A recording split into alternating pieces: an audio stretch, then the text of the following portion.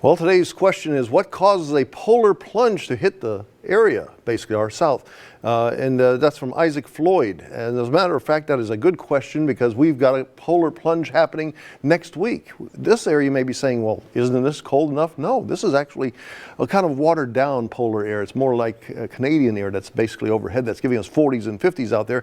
And you can see those 40s and 50s out there right now, but there's a lot of cold air off to our north, up in portions of Canada. We are looking at 48 below zero up in Dawson, Canada, Fort McMurray and those areas, and some areas are 50 below zero. That cold air builds, and all it takes is some northerly winds to kick in into our area that come in from the North Pole and up from Canada, and they plunge right into our area.